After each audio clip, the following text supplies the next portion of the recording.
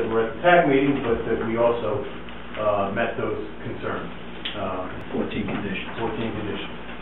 So we're here tonight, and after the outcome of events at the May meeting, this is I appreciate Michael for summarizing the history of the Village of Goshen zoning, because a lot of it has been improved over the years to make it a little more friendly to do business here. This is a business venture. Kelly English has put a lot of money and a lot of commitment into this already. Peter and Mary, who are trying to sell the building, have been trying to sell the building, have owned the building, and been great people to this community for years, have an opportunity to sell it at a price that's reasonable to them. Kelly's willing to meet that price and move on and to do what she wanted to do for pretty much her entire life, which is open up a restaurant in the Village of Goshen in the Central Business District, where it's permitted use. So with that, we would like this board to schedule a public hearing for July meeting. Any comments? Schedule a public hearing for July 20th, 7:30. Michael? That's the date, and there are no other hearings scheduled at this time, so it would be at 7:30.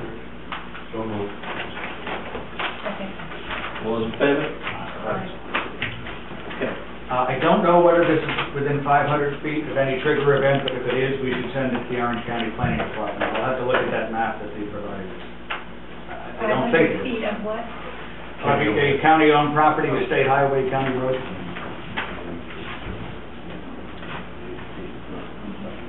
I think they could wait until we... Well, I don't want to wait for 3 days. 1 month. If they're They can do lead agency. right. Once we're at 10, yeah, good.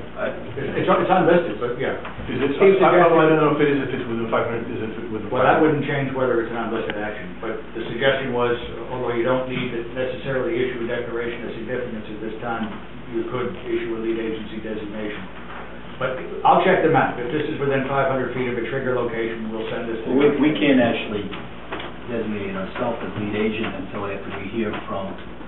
Well, I don't think there's any other agency that has approval authority, so it's not crucial one way or the other whether you do it. What you will have to do before you take action is to issue a declaration of significance.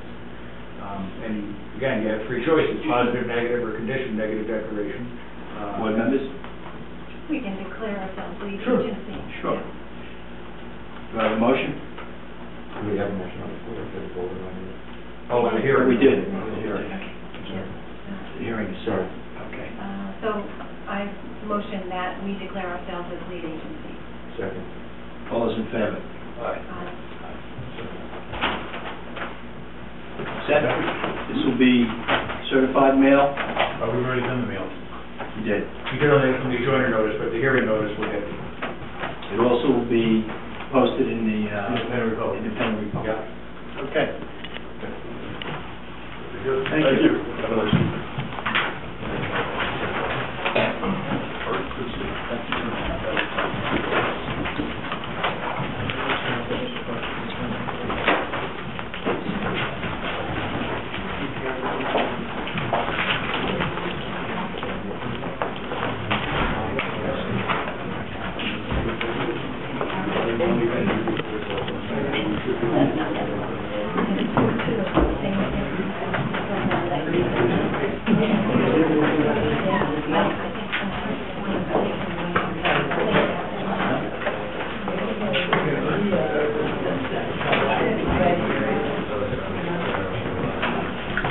Andrew Riley, Master Street Properties.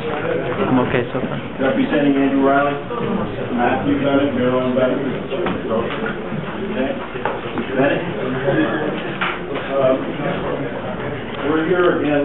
We were here last month, and we had reported to the board that we had got an interpretation of the zoning ordinance from the ZBA. Their interpretation was that being in the DS zone and conducting a retail business, as long as the sales were within a structure having 4 sides, it was a permitted use. We came here last month. We asked the board to dispense with the requirement for a site plan. 2 out of the 3 members voted that way. 3rd member voted that we did need a site plan. we're back here this evening asking for the board to vote again on that issue with the hope that we can dispense with the site plan. Michael? Again, we talked about it, part of the issue I just brought up before was what was discussed, so that you can determine whether or not site plan approval is required. However, let me suggest that if you were to determine the site plan approval was required, and Art and I spoke about this earlier, you also have a provision in your ordinance that allows you to waive various of the formal required elements of site plan submission. In other words, in cases where it's not crucial that you show topo or structures that are 50, whatever the distance is, 100 feet away or so on and so forth, you could waive those, and of course, as we discussed earlier, you don't have to hold a public hearing. So your first choice is, does this require site plan approval? If it doesn't, the applicant's done, any building permit that's needed, he gets from Ted. If you decide that site plan approval is required, you'll need to hear from Art as to whether there are any issues outstanding. If there are issues that can be addressed after the fact, meaning a letter that signs off that shows the drainage or whatever else is there, you could take action on the site plan tonight contingent upon that and waive the hearing, or you could schedule a public hearing at next month's meeting. So I think those are the various choices. Board members? Well, my feeling last month was, and I think you might reiterate that tonight, that we can require a standard site plan approval process for all uses of vacant land. And although Pizza Hut is on a piece of property next to it, that part is, to me, vacant land.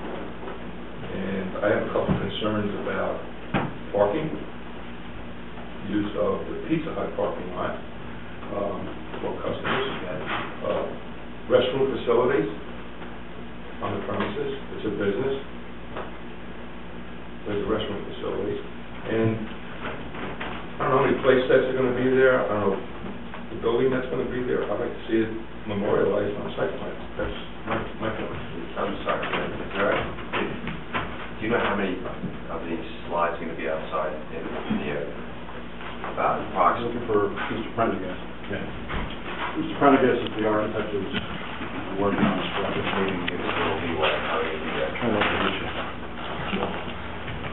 We have a site plan.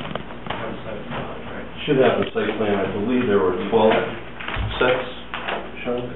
2, 4, 6, 8, 10.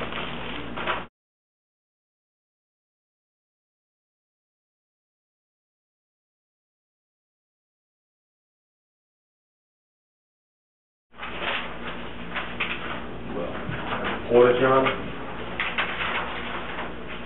Would you have a porta-john? Porta-John, maybe? If it's a requirement that, Again, these are all temporary uses. You know, it's a temporary, it's a seasonal use right, facility. You know, the swing sets are seasonally used. The shed or so-called structure, again, is seasonal use. It's not a permanently heated or air-conditioned structure. It will have minimum power for use just for taking orders and so forth. The parking we sort of addressed on here before. At the last application that the Pizza Hut has, I think the numbers were, Pizza Hut required 28, there's 50 on the site, it's in excess of 22, and this place that's generally requires about 5 or 6 parking spots based on past experience and business opportunities. Do you have a letter from Pizza Hut or the owner of the property indicating that they have the use of those spots? I can get that from Equity Associates who owns the property. They are the owner of the property and we're representing them as well. But we could get that they have shared use. But based on the table seating, they have more than enough parking for the number of tables that they have and seats. Art, we never had that letter because you were here a few months ago, and I thought we had asked for the letter then. Well, Did we ever got that letter? if you don't mind, I'm going to ask the applicant. Okay. Mr. Riley, did you give us a letter indicating that Pizza Hut was going to give you the use of their parking spaces? Or Matt has that letter from the property owners that they have to allow shared use. Copy of the lease, and I believe there's a provision. It's a provision in the lease. All right, Mike, have you had an opportunity to look at this? Yes. No, but I'm sure I can see it with short order. Okay. If that's a sign-off requirement, I'm sure we can look at it. Okay. Any other comments? You're gonna have a sales portable shed here? Correct.